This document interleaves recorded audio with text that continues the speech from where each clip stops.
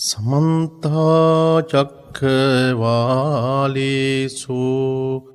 अत्रा गच्छन्तु देवता सद्धम्मं मुनिराजस्स सुनन्तु सग्गमुखदं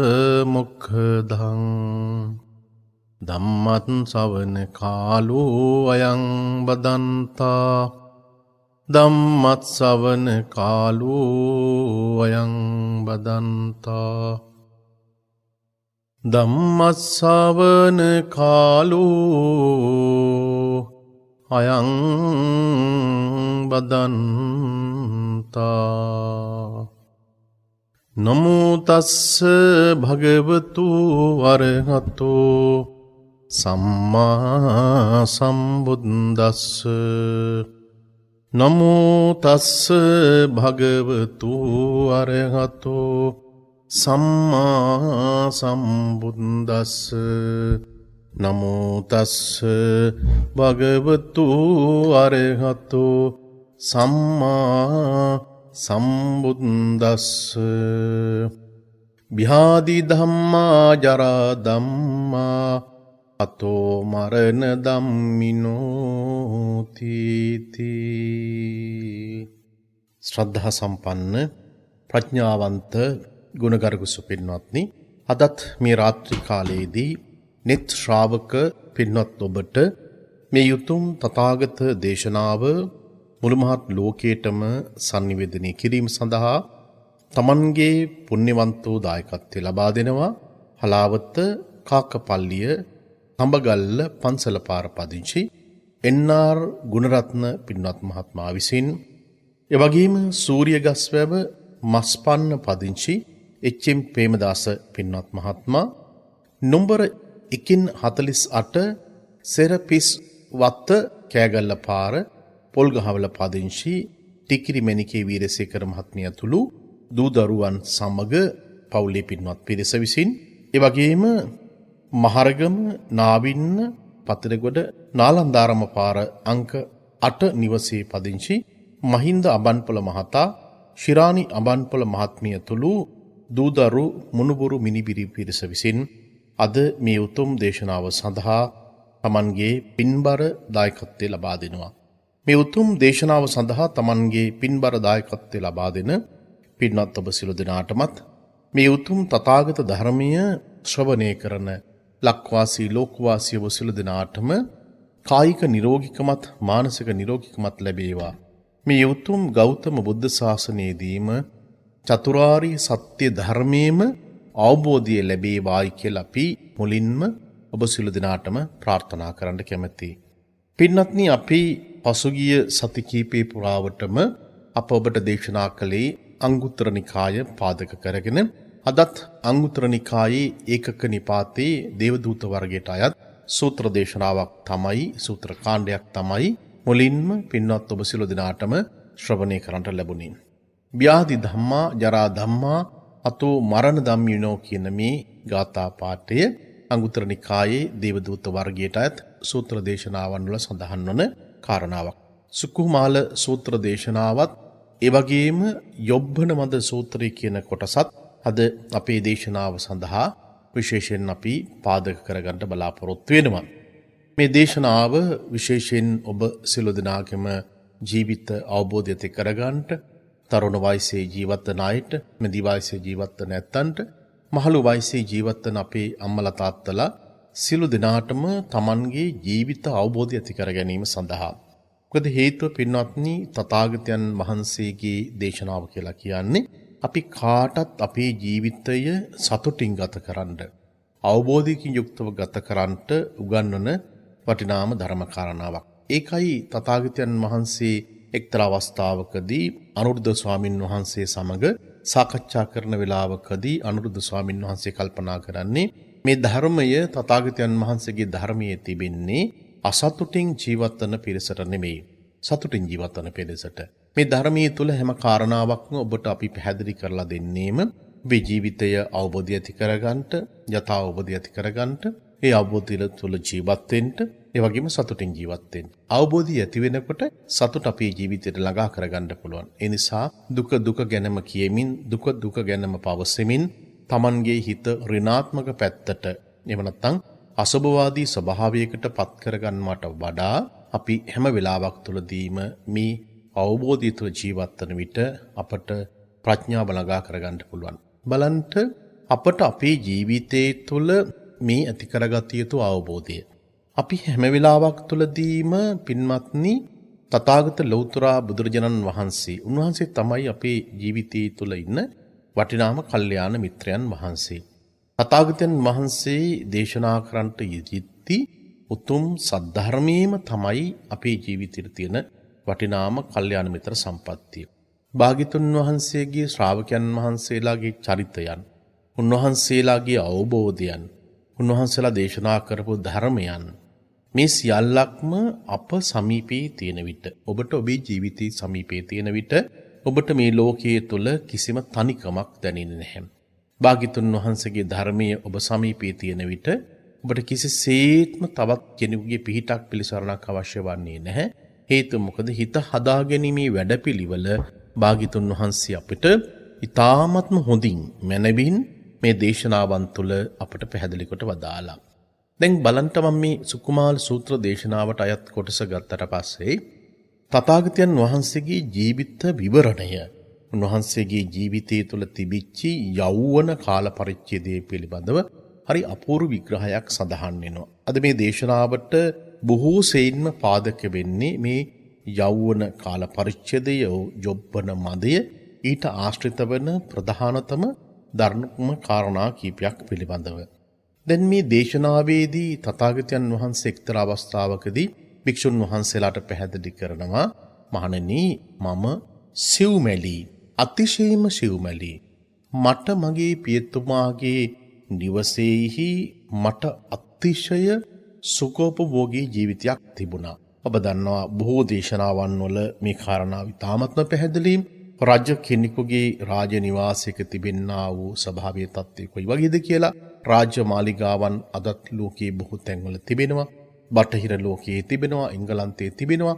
ඒ ඉන්න තැන්වල තියෙන ජීවිත ගත කරන ස්වභාවය, ඔවුන්ට තියෙන පහසුකම්, ඔවුන්ගේ කන බොන දේවල් අතිශයින්ම ඊ타ත්ම ඉහළ මට්ටමක තිබිච්ච දේවල්. දැන් එවැනි තැනක තමයි ලෞතර බුදුරජාණන් වහන්සේගේ කාල පරිච්ඡේදයේ, එහෙම නැත්නම් උන්වහන්සේගේ තරුණ වයස, ළමා වයස කියලා කියන කාල පරිච්ඡේදය ගත වෙන්නේ. එතකොට භාග්‍යතුන් වහන්සේ අපිට පේනවා උන්වහන්සේගේ ජීවිතයේ තුළ කිසියම් දුප්පත් තැනක ඉපත්තියක් ලැබුව කෙනෙක් නෙමෙයි. ඇයි මෙතනදී මේ පෝසත් කෙනෙක් විදිහට අපිට පෙන්වන්න කොට වදාළේ? මොකද අපි හිතනවා, කල්පනා කරනවා පෝසත් ජීවිතයක් තුළ සියලු සැපය, සුඛය සහ බලාපොරොත්තු වන අපට සැනසීම තියෙනවා කියලා. එහෙම එකක් නෑ පින්වත්නි. ඒතර අපිට පේනවා අපමහා බෝසතාණන් වහන්සේ උත්පත්ති ලබන්නේ එම රාජකීය කුලයක, රාජකීය නිවාසයක, රාජකීය දෙමව්පියන්ට. දැන් එතකොට භාග්‍යතුන් වහන්සේ එකයි භික්ෂුන් වහන්සේලාට සඳහන් කරන්නේ, මහණෙනි, මගේ ශරීරයේ බොහොම සිව්මැලිව තිබුණා. ඒතර මගේ පියතුමා මගේ නිවාසයේහි පොකුණු කරලා තිබුණා. ඒ සමහර පොකුණු ඇත්ත වශයෙන්ම නිල් උපුල් වලින් පිපිලා තිබුණේ. තව සමහර පොකුණු වල හෙළ පියුම් පිපිලා තිබුණේ. තවත් එක් පියුමක රත් පියුම් පිපිලා තිබුණා. ඒ නිසා මට පේනවා මේ විල් ටික ගත්තට පස්සේ මට ජීවිතයේ තුළ විඳින්න තියෙන සියලුම දේවල් මේ විල් ස්වභාවය තුළ, එහෙම නැත්නම් මේ විල් ඇතුලේ දකින්න පුළුවන්කමක් තිබුණා. මගේ ශාරීරික වසා ගැනීම සඳහා තිබිච්ච සියලුම ඇඳුම් පැළඳුම් මේවා කසී සලු වලින් යුක්තයි. මගේ උතුරු සලුව කසී සලුවක්. ඒ විතරක් නෙමෙයි, රෑ දවල් දෙකේම මට සීතලක් හෝ උෂ්ණයක් හෝ එහෙම නැත්නම් දූවිලි ටිකක් මගේ ශරීරයේ තැවරුනේ නැහැ. ඒ තරම් මගේ ශරීරය ඊ타මත් මනා ලෙස ප්‍රසාද ජනක ස්වරූපයකින් තිබුණා. මට ප්‍රාසාද 3ක් තිබුණා. සීත ඍතුවට මට සුදුසු ප්‍රාසාදයක් තිබුණා. සීත කාලයේදී ජීවත් වෙන්න. ඔයත් දන්නවා අදත් මේ කාල පරිච්ඡේදයේ තුල අපේ රටවල් වලට විදේශ සංචාරකයන් විශේෂයෙන් පැමිණෙනවා. ඒ විදේශ සංචාරකයන් පැමිණීමේදී එයත් තමන්ගේ රටවල් වල මේ කාල පරිච්ඡේදයේ තුල සීත ඍතුවට මුහුණ දෙන අවස්ථාවන්. මේ දැඩි සීත කාල පරිච්ඡේදය තුළ ඔවුන්ට එහි වාසය කරන්න අමාරුයි. සමහර දුප්පත් ඇත්තන් මරණයටපත් වෙනවා. අධික සීතක් තිබෙනවා. මේ සීත කාල පරිච්ඡේදයන් තුළ ඔවුන් අපේ රටවල් වලට පැමිණෙනවා. විශේෂයෙන් අපේ රටවල් වල ශ්‍රී ලංකාව වගේ රටවල් බොහොම සෞම්‍ය දේශගුණයක් තියෙන්නේ. දැන් එතකොට මේ භාග්‍යතුන් වහන්සේ භික්ෂුන් වහන්සේලාට පැහැදිලි කරන්නේ මහණනි මට ඒ වගේ සීත කාල පරිච්ඡේදයකට ගැළපෙන ආකාරයට එහි මට ජීවත් වෙන්න ප්‍රාසාදයක් තිබුණා. ඒ වගේම දැඩි ග්‍රීෂ්ම කාල පරිච්ඡේදයක් තියෙනකොට ඒ ග්‍රීෂ්ම කාල පරිච්ඡේදයේ ජීවත් වෙන්න මට වෙනම නිවාසයක් තිබුණා. වර්ෂා කාල පරිච්ඡේදයක් කෙනෙකුට වර්ෂාවට ගැළපෙන ආකාරයට ජීවත් වීම සඳහා මට ප්‍රාසාදයක් තිබුණා. එතකොට මේ කාල තුනටම ඍතු තුනටම ගැළපෙන ආකාරයකට මට ජීවත් වෙන්න නිවාස තිබුණා. ඒ විතරක් නෙමෙයි මම රෑදවල් දෙකේම කාල පරිච්ඡේදයන් තුල මට ඉතාමත්ම හොඳ ප්‍රණීත ආහාර ලැබුණා. ඒ වගේම නිරන්තරයෙන්ම මගේ සිත කන පිනවන්නට පුළුවන් ආකාරයකට විනෝදයේ ලබා දෙන ආකාරයකට තූර්ය ഘോഷාවකින් යුක්තව වාදන භාණ්ඩ රංගන ශිල්පීන් මේ සියලුම දේවල් මගේ ජීවිතයේ තුල මේ පිනවීම සඳහා මගේ ජීවිතයට ලබා දුන්නා. දැන් බලන්න පින්වත්නි, ඒකට සාමාන්‍ය මිනිස්සෙකුට Tamanගේ ජීවිතයේ තුල අපි ප්‍රාර්ථනා කරන දේවල්, අපි බලාපොරොත්තු වන දේවල්, මේ සකල විද දේවල් සියල්ලක්ම පුජ්‍යලයක් Tamanගේ ජීවිතයේ තුල විශේෂයෙන් සමාප්තියට පත් කරගත්ත. එහෙම නැත්නම් සම්පූර්ණයෙන්ම පත් කරගත යුතුයයි අපි ප්‍රාර්ථනා කරන සියලුම දේවල් අපමහා බෝසතාණන් වහන්සේට මගේ ජීවිතය තුළ තිබුණා. ඒත් භාග්‍යතුන් වහන්සේගේ බෝසත් කාල පරිච්ඡේදය කියලා කියන්නේ මෙන්න මේ කියන ආකාරයකට. අද පෘථග්ජන සාමාන්‍ය මිනිසෙක් Tamanගේ ජීවිතය තුළ ප්‍රාර්ථනා කරන දේවල්. ඒ සියලුම දේවල් උන්වහන්සේගේ බෝසත් කාල පරිච්ඡේදය තුළ තිබුණා.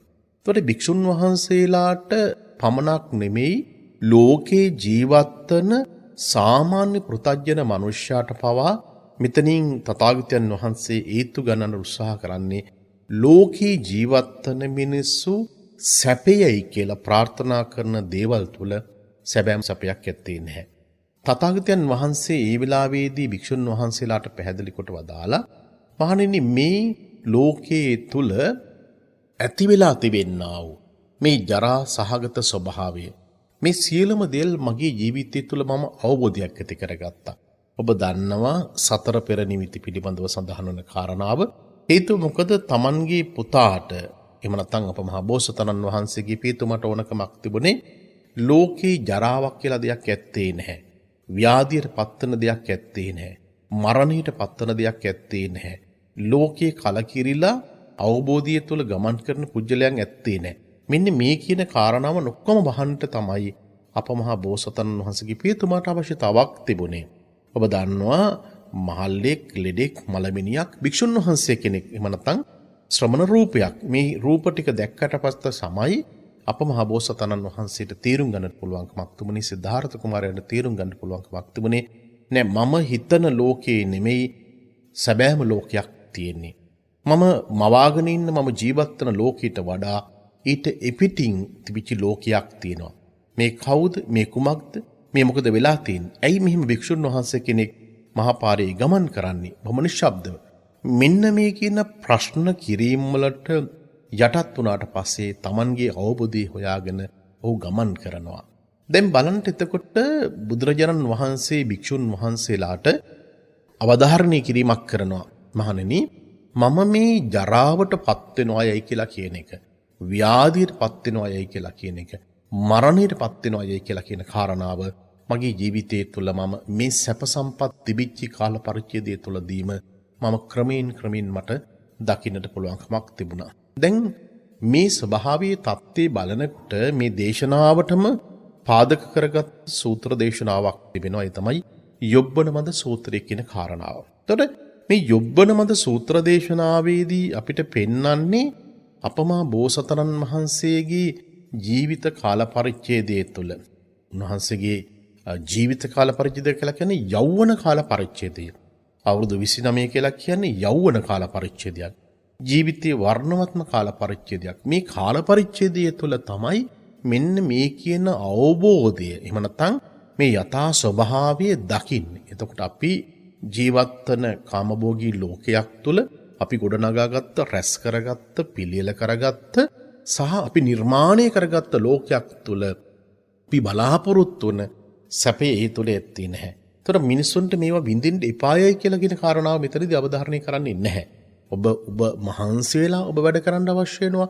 තරුණයන් විදිහට ඒ ජීවිතය තුළ ගත කළ යුතු කාල පරිච්ඡේදය ඔබ ගත කරන්න අවශ්‍ය වෙනවා. හැබැයි ඒ ගත කළ යුතු වන්නේ විශේෂයෙන් මතක තියාගන්න අපිට මෙන්න මේ කියන අවබෝධය තුළ. ඒතකොට අපිට පේනවා මේ දේශනාවටම සමගාමී ආකාරයකට භාග්‍යවතුන් වහන්සේ අවධාරණය කරනවා යොබ්බන මදයේ පිළිබඳව. මහණෙනි, මේ මදය එහෙම නැත්නම් මදභාවයට පත්වෙච්චි, එහෙම නැත්නම් බාලභාවයට පත්වෙච්චි තුන් දෙනෙක් සිටිනවා.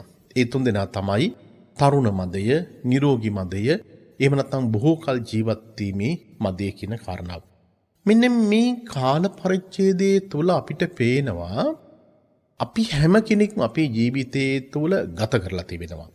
දැන් ඔබ මේ ධර්මයේ ශ්‍රවණය කරන වෙලාවේදී ඔබ වයස අවුරුදු 50 60 70 ඉක්මවපු අපේ අම්මා කෙනෙක්, තාත්තා කෙනෙක්, ආච්චි කෙනෙක්, සීයා කෙනෙක් වෙන්න පුළුවන්.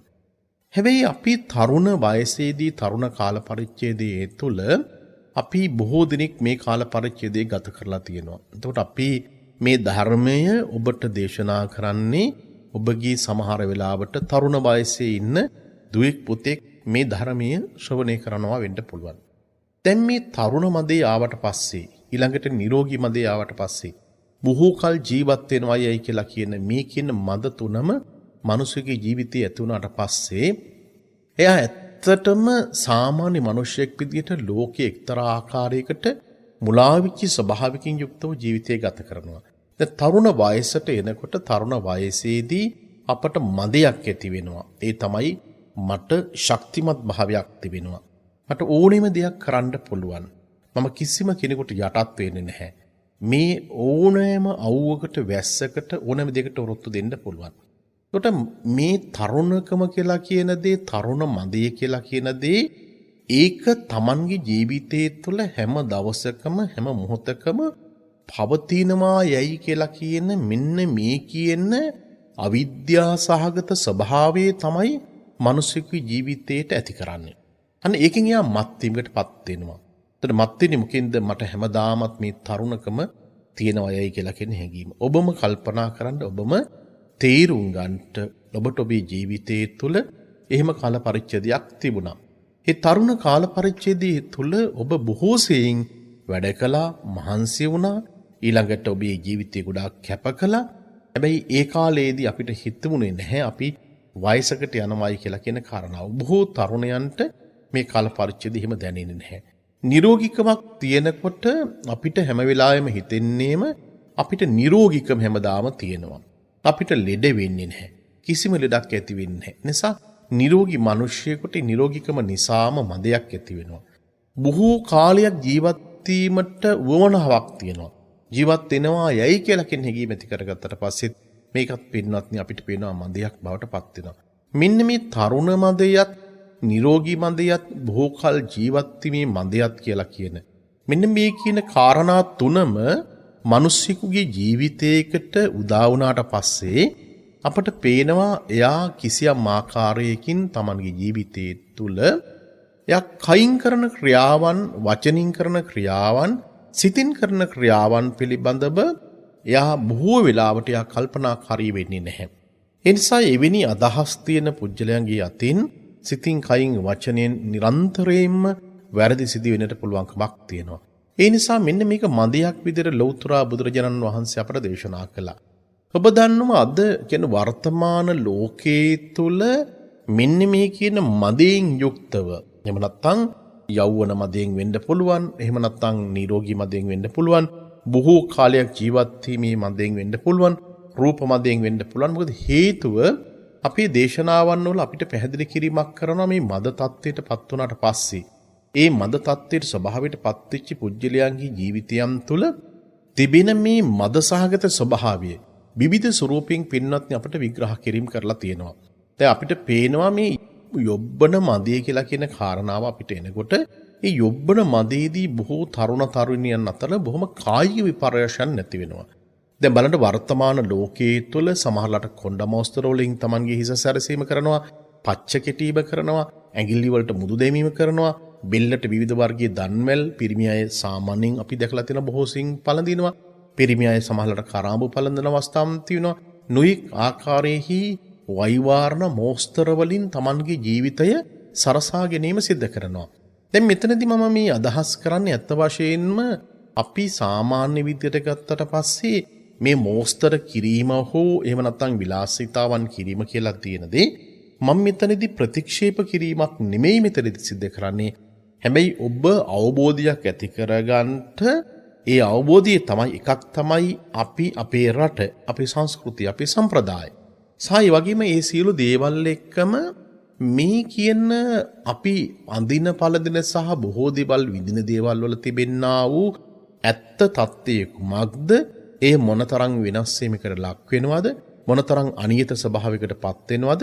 මෙන්න මේ කියන අවබෝධය තුළ ඔබට කටයුතු කරන්නට හැකියාවක් තිබුණොත් මං හිතනවා ඔබට මේ ජීවිතයේ තුළ ඒ ඇතිවෙන ප්‍රශ්නකාරී සහ වෙනස් වීම වල ඔබට ඔබේ හිත පාලනය කරගන්න පුළුවන්, හිත දරා ගන්නට පුළුවන්කමක් තියෙනවා. දැන් සාමාන්‍ය ජීවිතයේ තුළ මිනිසුන්ට ඇතිවෙන මදය, එහෙම නැත්නම් මත්වීම මේ උමුතුන් කීපයක් පිළිබඳව ධර්මයේ තුළ පින්වත්නි පෙන්වුම් කරලා තිබෙනවා.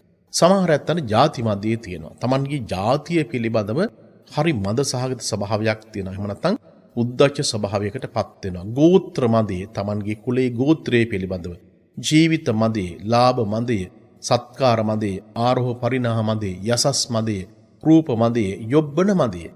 මෙන්න මේ කියන ඔක්කොම දේවල් අපිට පේනවා මේ පෘථජ්ජන මනුෂ්‍යයාගේ ජීවිතයේ තුළ Tamanගේ මනස තුළ පැතිරලා පවතින, වෙලාගෙන පවතින බොහෝ කාරණාවන්. මේවා එක්තරා ආකාරයකට කෙලෙස් බද්ධ වෙච්ච ස්වභාවයකින් යුක්තව තිබිච්චයක්. දැන් බලන්න රූප මදයෙන් යුක්තව තිබෙන ස්වභාවය. දැන් රූපය කියලා කියන එක මිනිසියෙකුට මේක ආභරණයක්. දැන් කාන්තාවක් ගත්තට පස්සේ කාන්තාවකට ඒ පංච කල්යාණි කියලා කියන එක. එහෙම නැත්නම් එයාගේ කේසය වෙන්න පුළුවන්, රූපය වෙන්න පුළුවන්, ශරීරය වෙන්න පුළුවන්, දන්ත කල්ලාන මේ ආදී වශයෙන් තිබෙනා වූ දේවල් පුච්චලිකට එක ලස්සන ආභරණයක් විදිහට පෙන්නනවා. ඒක ධර්මානුකූලව සමහරකට කර්මානුකූලව විග්‍රහ කරලා බලන විට ඒ ඇත්තන්ට පෙර සංසාරයේ තුල කරපු පින නිසා ලැබිච්ච දෙයක් වෙන්න පුළුවන්.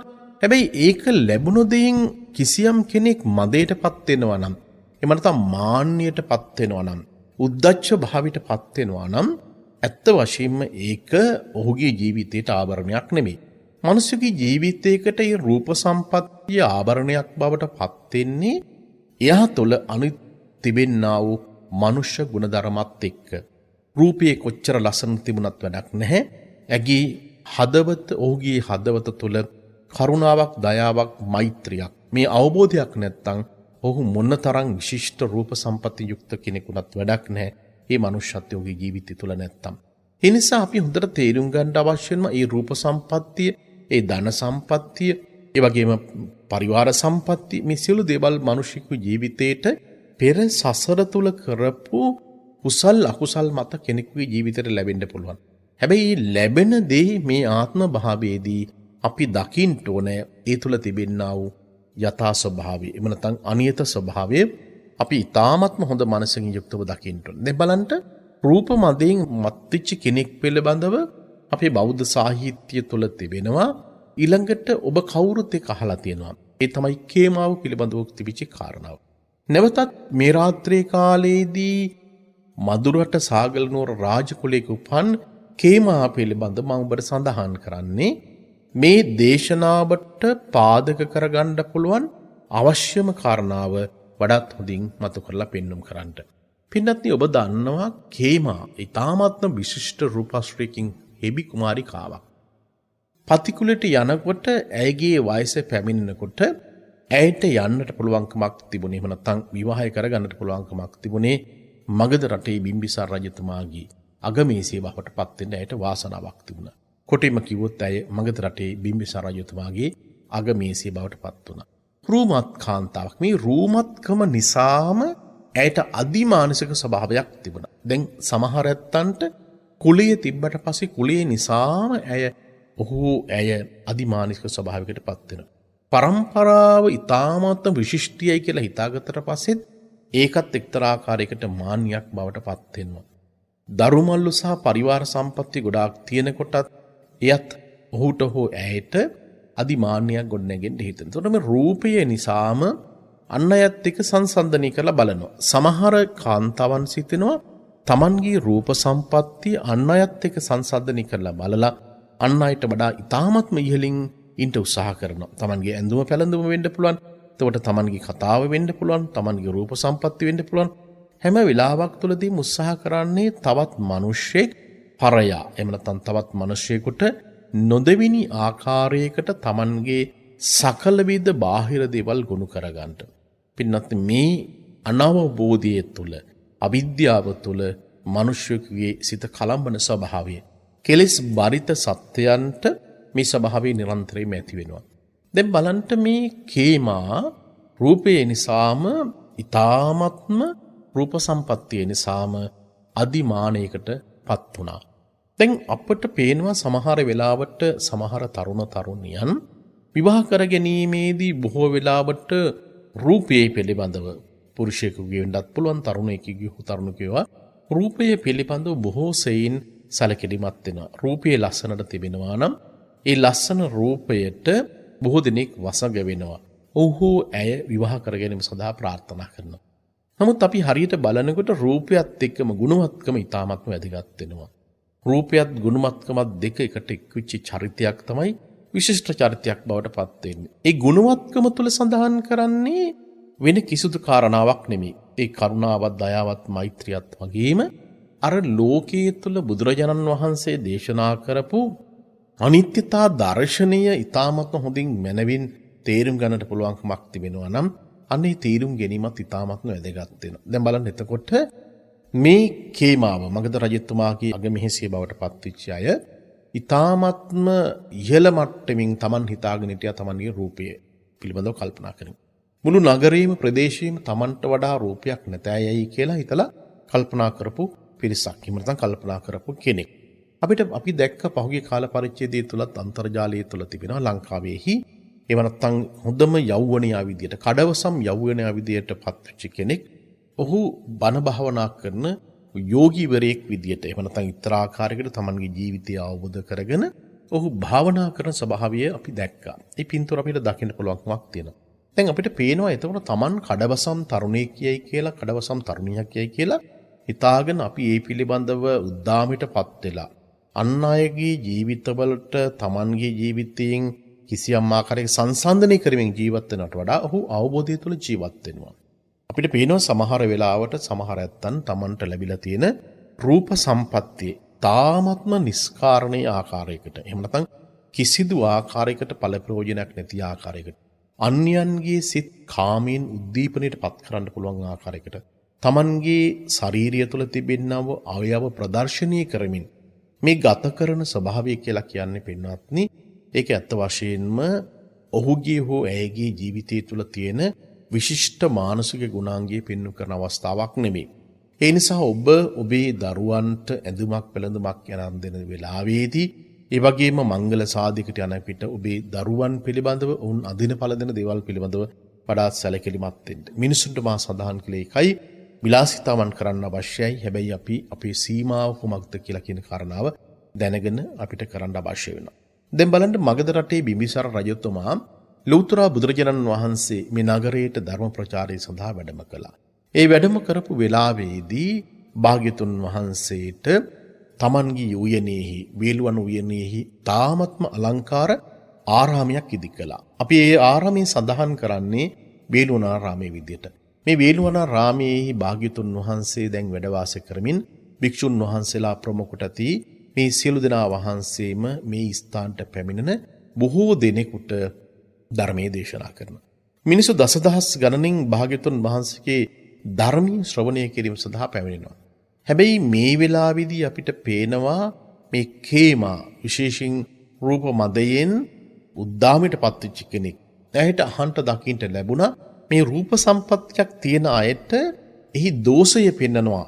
එම නැත්නම් රූප සම්පත්තියක් තියෙන අයගේ ජීවිතය තුළ තිබෙන අනිත සහගත ස්වභාවය බුදුරජාණන් වහන්සේ දේශනා කරනවා.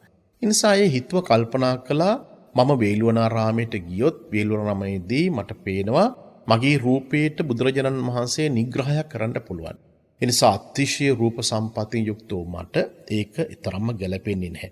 අනිත් එක මම රාජකුලයේ කෙනෙක්. මම මේ නගරයේ තුල ජීවත් වෙන විශිෂ්ටතම කාන්තාවක්. මම බිම්බිසාර රජතුමාගේ අගමේසිය. එනිසා මේ බුදුහාමුදුරෝ දේශනා කරන මේ ධර්මය මගේ ජීවිතයට ගැලපෙන්නේ නැහැ. එනිසා මම යන්නේ නැහැ. අන්න බලන්ට කෙනෙකුගේ ජීවිතයේ තුල එවැනි මානසික ස්වභාවයක් මනෝභාවයක් කෙනෙකුට Tamanගේ ජීවිතය තුළ ඇති වෙන්න පුළුවන්. සමහර ඇත්තන්ට තියෙන මානසික ස්වභාවය තමයි මම පොඩි පන්සලකට යන්නේ නැහැ. මම යන්නේ අහවල් තැනට. සමහර ඇත්තන් Tamanගේ ජීවිතය තුළ හරි උද්ධාමයෙන් මදයෙන් ඒ ප්‍රකාශයටපත් කරන මම යන්නේ අහවල් පන්සලට. අහවල් ලොකු පන්සලට. අහවල් අසපුවට. ඒ කියනකොට යාගේ සිත තුළ තියෙන්නේම වෙන කිසිදු කාරණාවක් නෙමෙයි. අර මදයට පත්විච්ච ස්වභාවයේ තමයි ඒ තුළ පෙන්눔 කිරීමක් කරන්නේ. භාග්‍යතුන් වහන්සේගේ ධර්මයේ කොතනද තිබෙන්නේ? බුදුරජාණන් වහන්සේගේ ප්‍රතිමාවක් බෝධින් වහන්සේ නමක් කොතනද තියෙන්නේ? ඒ යන තැන ඔබට ඔබේ හිත පහදාගෙන කටයුතු කිරීමේ හැකියාව තිබිය යුතු වෙනවා. දැන් අපිට පේනවා මේ කේමා මේ විහාරස්ථානෙට එහෙම නැත්නම් වේළුවනාරාමයට යන්නේ නැතුව අර රූපවන්දයෙන් යුක්තව රාජ්‍ය සම්පatti මදයෙන් යුක්තව මේ විදිහට කාලය ගත කරනකොට මේ රජතුමාට උවමනාවක් තිබුණා තමන්ගේ බිරිඳ කෙසේ හෝ භාග්‍යතුන් වහන්සේ සමීපයට කැඳවන්නට. දැන් එතකොට අපිට පේනවා ඒ සඳහා විවිධ උපක්‍රම යෙදීම් සිදු වෙනවා. දැන් මේ පුජ්‍යලයන්ගේ ජීවිතවල තියෙන ස්වභාවයේ தත්ත්වය වෙනස් කිරීම සඳහා අපිට පුළුවන් විවිධ උපක්‍රමශීලී දේවල් යොදා ගන්නට. මේ උපක්‍රමී කියලා කියන එක ඇත්ත වශයෙන්ම ඉතාමත් වැදගත් වෙන දෙයක්. මොකද මේ උපක්‍රමයේ යෙදිය යුතු වන්නේ තවත් මිනිසෙක් අපහසුතාවයට පත් කරන්න නෙමෙයි. ඒ පුජ්‍යලයකගේ ජීවිතයක් තිබෙනවා නම් ඒ ජීවිතය යහපත් වූ පරමාර්ථයකට යහපත් වූ පැත්තකට හැරවීම සඳහා සමයි අපි උපක්‍රම යොදන්න අවශ්‍ය වෙන්නේ. දැන් බලන්න චුල්ලපන්තක මහා පන්තක කතා ප්‍රවෘත්තියේදී අපට පේනවා භාග්‍යතුන් වහන්සේ චුල්ලපන්තකට සුදුරිදි කැබල්ලක් තමයි දුන්නේ උපක්‍රමයක් විදියට. ඒ අතේ තියාගෙන රජෝහරණං යයි කියලා ප්‍රකාශයටපත් කරන්න කිව්වා, පිරිමදින්න කිව්වා. ඒ තුළම මේ අවබෝධය ඔහුට ලැබුණා. තමන්ගේ මානසික චිත්ත ඒකාග්‍රතාව කියලා කියන එක ලැබුණා. එතකොට විවිධ ස්වරූපයෙන් අපිට පේනවා ඒ වගේ ඉතිහාසයේ තුල පෙන්නනවා. සමහර දරුවන් පන්සලට එක්කගෙන යන්න සල්ලි දුන්නා. ඒ සල්ලි දීලා එක්කරන ගියා. හැබැයි ඒ ගිහිල්ලා ඒ ධර්මයේ අවබෝධ කරගන්නකොට සල්ලි එපා කිව්වා. ඔහු තමන් ධර්මයට නැඹුරුච්ච ස්වභාවයේ අපේ පොත්පත්වල සඳහන් වෙනවා. එතකොට කේමාගේ හිත වෙනස් කිරීම සඳහා කරපු අර උපක්‍රමයක් තිබුණා. ඒ තමයි මේ වේළුවනාරාමේ තියෙන පරිසරයේ පිළිබඳව, සුන්දර පරිසරයේ පිළිබඳව නිරන්තරම රාජ්‍ය සභාවේදී කවි ගායනා කළා. මේ කවි ගායනා කරනකොට කේමට ඇහෙනවා වේළුවනාරාමය තුළ තියෙන පරිසරයේ තියෙන සුන්දරත්වය, එහි ගස්කොළ සතාසීපාවා ස්වභාවයේ පිළිබඳව.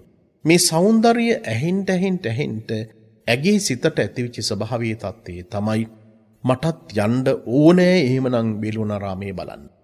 දැන් ඔබ දන්නවා සමහර ඇත්තන්ට සමහර ස්ථාන පිළිබඳව වර්ණනා කරපුවාම ඒ වර්ණනා කරන ස්වභාවයේ මත එයාට දැනෙනවා, එයාට හිතෙනවා අනේ මටත් යන්න ඕනේ මේ වගේ තැනක් බලන්න. අන්න ඒ කියන මානසික ස්වභාවයේ පරිවර්තනය අපිට පේනවා පින්වත්නි මේ කේමාගේ හිත තුලත් ඇති වුණා ක්‍රමයෙන්. එනිසා ඇය එක්තරා අවස්ථාවකදී තීරණය කරනවා මම යන්න ඕනමනම් වේළුවනාරාමයේ බලන්න. මේ යන්නේ ලෞතර බුදුරජාණන් වහන්සේගෙන් ධර්මය ශ්‍රවණය කරන්න කියන හැඟීමෙන් යුක්තව නෙමෙයි. හැබැයි ඇය දන්නවා බුදුරජාණන් වහන්සේ Tamanගේ රූපයට නිගා කරයයි, දොස් පවරායයි කියලා මෙවැනි අදහසකුත් ඇගේ සිත තුළ තිබුණා. ඒ නිසා මේ කියන සිතුවිලි දාමකින් යුක්තව තමයි ඇය වේළුවනාරාමයට යන්නේ. ඇය යන්නේ බණහඬ නෙමෙයි, අත්ත වශයෙන්ම යන්නේ. ඇය යන්නේ ඒ පරිසරය තුළ තිබෙනා වූ පරිසරය විඳ ගැනීමේ, දැක ගැනීමේ ස්වභාවයෙන් යුක්තව. ඒ වෙලාවේදී භාග්‍යතුන් වහන්සේ ධර්මයේ දේශනා කරනවා. වේළුවනාරාමයට ගියපු ඇයට බොහෝ පිරිසක් එහි ධර්මයේ ශ්‍රවණය කරන ස්වභාවයේ අහන්ට දකින්න ලැබුණා. ඇස් දෙකින් දකින්න ලැබුණා. කොහොම නමුත් ඇගේ පැමිණීම පිළිබඳව බොහෝ දෙනෙක් අතර කතාබහට ලක් වුණා. ඒ වෙලාවේදී රාජපුරුෂයන්ගේ නියමයේ පරිදි එහෙම නැත්නම් ඇගේ කැමැත්ත පරිදි භාග්‍යතුන් වහන්සේගේ යම් ආකාරයක අවධාරණයේ පරිදි ඇය ලෞතර බුදුරජාණන් වහන්සේ සමීපයට කැඳවීම සිදු කරනවා. අන්න අපට පේනවා ධර්මයේ කෙනෙකුට ජීවිතයට මුණ ගැහෙන අවස්ථාව. ධර්මය නිසියාකාර විද්‍යට Tamanගේ ජීවිතයට මුණ ගැහෙනකොට Taman ඒ අවබෝධයටපත් වෙනවා. එතනින් එහාට ඔහු Tamanගේ අනිත් ජීවිතය පිළිබඳව කල්පනා කරන්න උත්සාහ කරන්නේ නැහැ. ඇය අපිට පේනවා භාග්‍යතුන් වහන්සේ සමීපයට යන අවස්ථාවේදී තථාගතයන් වහන්සේට පෙනුණා ඇය රූපයෙන් මදයටපත් වෙලා තිබුණත් හැබැයි ඇයට ඒ ජීවිත අවබෝධය ඇති කර ගැනීම සඳහා අවශ්‍ය කරන වාසනා ගුණය කියලා කියන කාරණාව තිබෙනවා.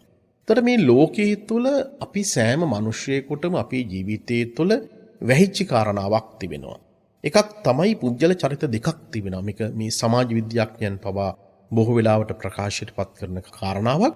එකක් තමයි අපිට මිනිස්සෙකුගේ ජීවිතයේ තුල බාහිර වශයෙන් බලන්ට දකින්ට ලැබෙන එක චරිත ස්වභාවය. දෙවෙනි කාරණාව තමයි ඒ බාහිර වශයෙන් අහන්ට දකින්න ලැබෙන චරිතයට එපිටින් එහෙම නැත්නම් අභ්‍යන්තරයේ තුල ජීවත් වන මිනිස්යාගේ ස්වභාවයේ தත්ත්වය. එතකොට අපිට මේ බාහිර ලෝකයේ තුල මිනිස්සු අපිට ලස්සනට hina වෙලා ඇඳලා පැළඳලා සහ නොයිකුත් දේවල් වලින් අපිට කතා බහ කිරීම සියල්ලක්ම සිද්ධ කරනවා. හැබැයි ඒ අතරතුර අපිට පේනවා ඒ පුජ්‍යලයාගේ ජීවිතයේ තුල ආභ්‍යන්තරික වශයෙන් තවත් මිනිසෙක් ජීවත් වෙනවා. අපි අර සඳහන් කරන්නේ මිනිසු hina වෙලා කතා කළාට හැබැයි ඒ සිනාව ඇතුළේහි පිටිපස්සේ වෙනත් මිනිසෙක් Tamanගේ ජීවිතය තුළ ජීවත් වෙනවා. එතකොට අපිට පේනවා භාග්‍යතුන් වහන්සේ මේ කේමාව දිහා බලනකොට ඒ කේමාව පිළිබඳව සඳහන් කරපු කාරණාවේදී උන්වහන්සේගේ ඥාණයට වැටහුණා ඇයට මේ ධර්මය අවබෝධ කර ගැනීමේ ශක්තිය තිබෙනවා. මේ ධර්මය අවබෝධ කර ගැනීමේ ශක්තිය තිබෙනවා. දැන් ඒතකොට ධර්මයේ මුණ ගැහෙන අවස්ථාවක් ජීවිතේට මිනිස්සෙකුට Tamanගේ ජීවිතයේ තුළ ඒ ධර්මයේ මුණ ගැහෙන අවස්ථාවක් තිබෙනවා. හැබැයි මේ ධර්මයේ මුණ ගැහෙන අවස්ථාව ඔබට කොයි වෙලාවේද කොයි තැනකද කියලා කියන කාරණාව කියන්න බෑ. හැබැයි ජීවිතේ ඕනෑම කාල පරිච්ඡේදයකදී තරුණ වයසේ වෙන්න පුළුවන්, මැදි වයසේ වෙන්න පුළුවන්, ජීවිතේ අවසන් කාල පරිච්ඡේදය වෙන්න පුළුවන්. ඒ ඕනෑම කාල පරිච්ඡේදයකදී Tamanට මේ ධර්මයේ මුණ ගැහෙනවා. තථාගතයන් වහන්සේ උපක්‍රමයක් යෙදුවා. මේ උපක්‍රමය තමයි භාග්‍යතුන් වහන්සේ සමීපේ ඉඳගෙන කේමාගේ රූප සම්පත්තියට වඩා ඊ타ත්ම විශිෂ්ට රූප සම්පත්තියෙන් යුක්ත වූ කාන්තාවන් දෙදෙනෙක් භාග්‍යතුන් වහන්සේට පවන් සලන ස්වභාවය. කේමා ඒ රූප දිහා බලනකොට ඇයට තේරුම් ගන්නට පුළුවන්කමක් තිබුණා අපෝ මගේ රූපයට වඩා මේ බුදුරජාණන් වහන්සේ සමීපේ ඉන්නේ ඊ타ත්ම විශිෂ්ට රූප සම්පත්තියෙන් යුක්ත පිරිසක්. මෙච්චර කාලයක් ලෝකේ මම හිතාගෙන හිටියේ මම තමයි විශිෂ්ටම රූපයක් තියෙන කෙනෙක් කියලා. හැබැයි අද මට පේනවා මට වඩා විශිෂ්ට වූ රූපයකින් යුක්ත මිනිස් කාන්තාවන් ලෝකයේ තුල ජීවත් වෙනවා. මිනිස් සමහර වෙලාවට අපේ ජීවිත තුල පින්වත්නි අපි හිතාගෙන ඉන්න ලෝකයක් තියෙනවා. මවාගත්ත ලෝකයක් තියෙනවා. මදයට පත්වෙච්ච ලෝකයක් තියෙනවා. ඒ තමයි කිසියම් කෙනෙක් හිතනවා නම් Tamanට තරුණ වයසේ ගත්තොත් ගායකෙක් වෙලා එයා හිතනවා යාට ලස්සන කටහඬක් තියෙනකොට එයා ටික කාලයක් සින්දු කියනකොට එයා වටා විශාල පිරිසක් එක්කහුව වෙනකොට එයා හිතනවා මම තරම් මේ ලෝකයේ තුල විශිෂ්ට ගායකයෙක් නෑයයි කියලා එයාට හිතන හැඟීමක් ඇති වෙනවා.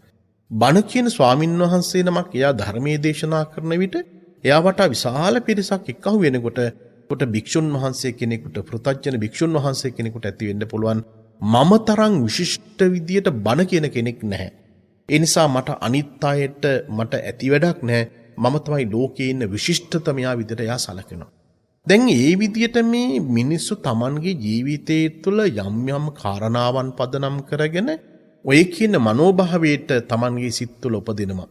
හැබැයි වෙනත් මිනිස්සෙක් ලෝකයේ තුළ පහළ වෙනකොට තවත් විශිෂ්ටෙක් පහළ වෙනකොට Tamanගේ தත්ත්වය සම්පූර්ණයෙන්ම කඩාගෙන වැටෙනවා. එතකොට එයාට ඇති වෙන්නේ පසුගාමී ස්වභාවයක් වගේම, පසුතැවිලි ස්වභාවයක් වගේම එයාට ඇති වෙන එක්තරා ආකාරයකට ඊර්ෂ්‍යා සහගත ස්වභාවයක් ඇති වෙනවා.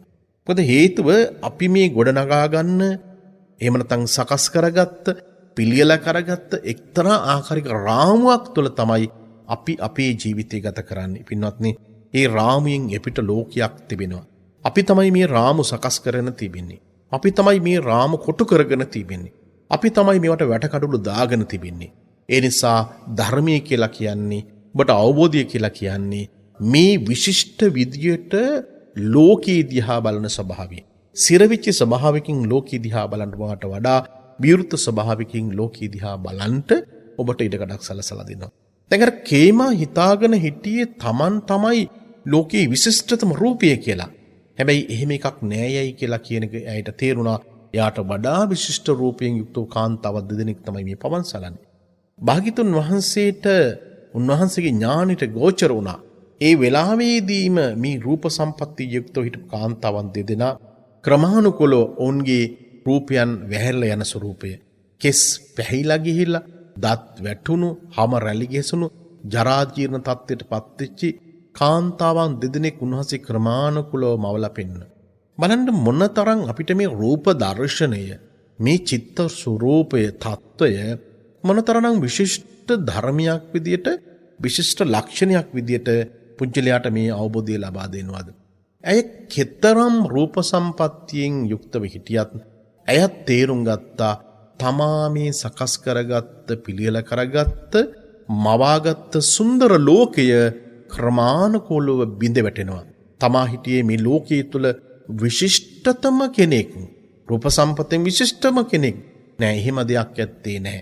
ඒ රූප සම්පත්තිය ක්‍රමයෙන් බිඳ වැටලා ගිහිල්ලා ඇයට තේරුණා මම මේ මවාගත්ත ලෝකය කියලා කියන්නේ බොරුවෙන් මවාගත්ත ලෝකයක්. ඒ නිසා මම මේ එක්තරා ආකාරයක දැලක පැටලා හිටියා. යම් ආකාරයෙන් රාගයේ නැමැති දැලේ පැටලා හිටියා. මෝහයේ නැමැති දැලේ පැටලා හිටියා. ඒ නිසා තණ්හාව නැමැති දැලේ පැටලා හිටියා. ඒ නිසා අපි දන්නවා එහෙම දැලකට මිනිස්සෙක් ගොනු වුණාට පස්සේ ඔහුගේ ජීවිතය තුළ තිබිච්චි විනාශ ස්වභාවය, එහෙම නැත්නම් එහි තුළ තිබෙනා වූ පීඩනකාරී ස්වභාවය, අසහනකාරී ස්වභාවය අපි හැම කෙනෙක්ම අපේ ජීවිතය තුළ පින්වත්නි අත්විඳිනවා. ඒ නිසා මකුළුවා Tamanගේ විපත ඇති කරගන්නේ Taman විසින්මයි. Tamanම සකස් කරගත්ත දෙලෙහි Tamanම ඉතිලා ඔහු සමාලට විනාශ ස්වභාවයටපත් වෙනවා. ඒ නිසා කේමාට තීරුම් ගන්නට පුළුවන්කමක් තිබුණා. මේ බුදුරජාණන් වහන්සේගේ දේශනාව අපිට තාමත්ම පැහැදිලි. ඒ තමයි මේ අනිත්‍යතා දර්ශනයට අපේ ජීවිතයේ සියල්ලක්ම යටත් වෙලා තියෙනවා. ඒ නිසා මෙතනට ඇලෙන්න දෙයක් ඇත්තේ නැහැ. ඒ නිසා මෙතනට ගැටෙන්න දෙයක් ඇත්තේ නැහැ. ඒ නිසා මගේ යයි කියලා ස්වභාවික යුක්තව අල්ලගන්න දෙයක් ඇත්තේ නැහැ. මෙන්න මේ අවබෝධී ක්‍රමානුකූලව කේමාට ඇති වෙනකොට ඇය සියලුම කෙලෙස් නැසලා සිව් පිලිස්සෙඹියාපත් රහත් භාවයට පත් වෙනවා. බලන්න එතකොට බුදුරජාණන් වහන්සේගේ මේ දර්ශනීය තුල, මේ විශිෂ්ට ස්වභාවයේ තුල අපට මොනතරම්නම් දෙයක් අපට අපේ ජීවිතය තුළ අපිට ඉගැන්වීමක් කරනවද? දැන් එතකොට අපට අපේ ජීවිතය තුළ මේ අවබෝධය ඇති කරගන්න අවශ්‍ය වන්නේ පින්වත්නි, අපි වයසට ගිහිල්ලා නෙමෙයි. මේ තරුණ වයසේ වෙන්න පුළුවන්, මැදි වයසේ වෙන්න පුළුවන්, එහෙම නැත්නම් ජීවිතයේ අවසන් කාල පරිච්ඡේදයේ වෙන්න පුළුවන්. මේ ඔක්කොගෙම දේවල් වලින් අපට අපේ ජීවිතය තුළ මේ අවබෝධය ඇති කරගත්තේ නැත්නම් අපට පේනවා අපේ විනාශයක් අපේ ජීවිතය තුළ තිබෙනවා. ඔබ දන්නවා අපි පැරණි සංස්කෘත පඬිවරුන්, ඒ වගේම අපේ විශේෂයෙන් අපේ උපදේශක සාහිත්‍යය තුළ අපට අපේ ජීවිතය පිළිබඳව විශාල කාරණාවන් සඳහන් කරලා තිබෙනවා. ඔබ දන්නවා මේ හිතෝපදේශයේ පිළිබඳව හරි අපූර්ව කාරණාවක් තිබෙනවා හිතෝපදේශයේ. ඒ තියෙන විශිෂ්ට කාරණාවන් බුදුරජාණන් වහන්සේගේ දර්ශනයත් එක්ක අපිට සමහර දේවල් ඉතාමත් සමීප විදියට ගලපන්නට පුළුවන්කමක් තිබෙනවා. යෞවනං ජන සම්පත්තින් කියන කාරණාව. මේ විචාර බුද්ධියකින් තොරව මේ යෞවනය, එහෙම නැත්නම් සීමාවකින් තොරව ධන සම්පatti, බුද්ධියකින් තොරව ප්‍රබුද්ධිය, පාලනයකින් තොරව අවිවේකීය, මේ සියලුම කාරණාවල එකක් තියෙනවා නම් මිනිසෙකුට ඔහු විනාශ ස්වභාවයකටපත් වෙනවා. ඒ කියන්නේ විචාර බුද්ධියෙන් තොරව තිබෙන යෞවන කාල පරිච්ඡේදය. මේ අවබෝධයකින් අනවබෝධයකින් යුක්තව තිබෙනා වූ යෞවන කාල පරිච්ඡේදය කියලා කියන්නේ ඔහුට එක්තරා ආකාරයකට විනාශයක් සඳහා හේතු වන කාරණාවක් විදිහට මේ දේශනාවේ සඳහන් කරලා තිබෙනවා. ඒ නිසා අපිට මේ පැරණි දර්ශනය තුළත් අපිට ඉගැන්වීමක් කරනවා පින්වත්නි, සයිස්වේ විහස්ත විද්‍යානං යෞවනේ විසයයිෂිනම්. ඒ කියලා කියන්නේ අපි බාල කාලේදී අපි අධ්‍යයන කටයුතු වල නිරත වෙන්න ඕන. තරුණ කාලේදී ධනෙ රැස් කිරීම, විවාහ ආදී කටයුතු සිදු කරන්න අවශ්‍ය වෙනවා. වැඩිහිටි කාලේදී මුණුවරෙක් විදියට Tamanගේ වෘත්තියන් අනුගමනය කරන්න අවශ්‍ය වෙනවා. අවසන් කාලයේ සියලු බැඳීම් වලින් වෙන්මී වනගත වී මේක මේ බටහිර විශේෂයෙන් පෙරදිග දර්ශනය තුළ විශේෂයෙන් වෛදික දර්ශනය තුල ගන්නපු කාරණාවක්. ඒතකොට ජීවිතේ කාල පරිච්ඡේදයන් 4ක් තුලදී අපිට පේනවා බාල කාලේදී ඉගෙන ගන්න ඕන. ඒ වගේම තරුණ කාලයේදී ධනෙ රැස් කර ගන්න ඕන, විවාහය ආදී කටයුතු සිදු කරන්න අවශ්‍ය වෙනවා. වැඩිහිටි කාලයේදී මුණුවරයෙක් විදියට Tamanගේ ජීවිතය ගත කරන්න ඕන. අවසාන කාල පරිච්ඡේදයේ තුල සියලු බැඳීම් වලින් වෙනස් වෙලා ඔහු වනගත වෙච්ච කෙනෙක් විදිහට ජීවත් වෙන්න ඕන. හැබැයි අපිට පේනවා මේක මේ බුදුරජාණන් වහන්සේගේ ජීවිතයේ වෙනතම් භාග්‍යතුන් වහන්සේගේ ධර්මයට ගලපලා ගත්තට පස්සේ මේ අවසන් කාලයේදී නෙමෙයි මේ බැඳීම් වලින් වෙනස් වෙන්න ඕනේ. අවසන් කාලයේදී නෙමෙයි අපි මේ අනිත්‍යතා දර්ශනය අපි තේරුම් ගන්න අවශ්‍ය වෙන්නේ. ජීවිතේ අපි පුංචි කාලයේ ඉඳලාම මැදි වයසේ ඉඳලාම ජීවිතයේ අවසන් කාල පරිච්ඡේදය කියලා කියන්නේ මේ හැම කාල වකානුවක් තුළදීම අපට මේ අවබෝධය ඇති කරගන්න අවශ්‍යයි කියලා අපේ දේශනාවේ ඉතාමත්ම පැහැදිලිව සඳහන් කරනවා. බැම් බලන්ට කෙනෙකුගේ ජීවිතය තුළ තිබෙන්නා වූ මේ අනිත්‍යතාවගත ස්වභාවය, ජරා ජීර්ණ තත්වයකට පත්වෙන එක, මරණයට පත්වෙන එක අපිට අපේ ඇස් පනා පිටම ඔබේ ඇස් පනා පිටම එහෙම නැත්නම් ඔබේ ඇස් දෙකටම සමහර ලාවට දකින්නට පුළුවන්කමක් තිබෙනවා. දැන් බලන්න මන්දා කිඩ්ඩා වන්නාච බලාපඤ්ඤාච හායන පබ්බහරා පවංකාච මොහමුවා සයනා දස. මේක මේ විසුද්ධි මාර්ගයේ තුල පෙන්눔 කරපු කාරණාවක්. අපේ දේශනාවල පින්වත් ඔබ සියලු දෙනාටම මේ කාරණාව බොහෝ සෙයින් අපි මතකයට නංවලා තිබෙනවා. බුදුදහම තුළ පුජ්‍යල ජීවිතයේ පරමායුෂය අවුරුදු 100කට ආසන්නව තිබෙනකොට මේක දශක 10කට බෙදලා වෙන් කිරීමක් කරන මන්ද දශකයේ පළවෙනි අවුරුද්දේ සිට අවුරුදු 10 දක්වා කාල පරිච්ඡේදයේ බොළඳ ලදරුවෙක් වගේ ක්‍රියා කරන කාල පරිච්ඡේදය, එහෙම නැත්නම් දරුවෙක් විතර ජීවත් වෙන කාල පරිච්ඡේදය, කිඩ්ඩා දශකයේ අවුරුදු 11 සිට 20 දක්වා කාල පරිච්ඡේදය, ක්‍රීඩාවට නැඹුරුච්ච කාල පරිච්ඡේදය, වන්න දශකයේ 21 ඉඳලා 30 දක්වා කාල පරිච්ඡේදය, බොහොම කායිකව වර්ණීය පිළිබඳව සැලකිලිමත් වෙලා අපි විවාහ කටයුතු කරන කාල පරිච්ඡේදය, ඊළඟට බල දශකයේ 31 ඉඳලා 40 දක්වා කාල පරිච්ඡේදය, ශාරීරික වශයෙන් බොහොම ශක්තිමත් විදිහට වැඩ කටයුතු කරන කාල පරිච්ඡේදය, පඤ්ඤා දශකයේ අවුරුදු 41 ඉඳලා 50 දක්වා කාලයේ සෑම දියක් පිළිබඳව ප්‍රඥාවිකතව ක්‍රියා කරන්න උත්සාහ කරන කාල පරිච්ඡේදය, 51 ඉඳලා 60 දක්වා කියලා කියන්නේ කායික පරිහානිය ආරම්භ කරන කාල පරිච්ඡේදය. අවුරුදු 6 දශකයේ කියලා කියන්නේ විශේෂයෙන් අපි අවබෝධ කරගන්න ඕන අවුරුදු 50න් පස්සේ යොබ්බන මදේ, යෞවන මදේ, නිරෝගී මදය, ඒ වගේ හැමදාම ජීවත් වුණා කියලා කියන මදය ක්‍රමෙන් අනිත් පැත්තට ගතවන කාල පරිච්ඡේදයක් උදා වෙනවා. පබ්බහර දශකයේ 61 ඉඳලා 70 දක්වා කාලය. මේ කායේදී මේ කාල පරිච්ඡේදය අපේ කය ඉදිරියට නැමෙනවා. එහෙම නැත්නම් දි รา පත් වීම ස්වභාවයකටපත් වෙනවා. පවංක දශකයේ 71 ඉඳලා 80 දක්වා කාල පරිච්ඡේදය අපේ ශරීරය තවත් වග් ගැහෙනවා. එහෙම නැත්නම් වකුටු ගැහෙනවා. අවුරුදු 81 ඉඳලා 90 දක්වා කාල පරිච්ඡේදය මෝ මුහුව දශකයේ එහෙම නැත්නම් සිහි කල්පනාව අඩු කාල පරිච්ඡේදය. සයන දස 91 ඉඳලා 100 දක්වා කාල පරිච්ඡේදය වැඩි කාලයක්ම අපට අපේ ජීවිතය ගත කරන්න වෙන්නේ ඇඳේ.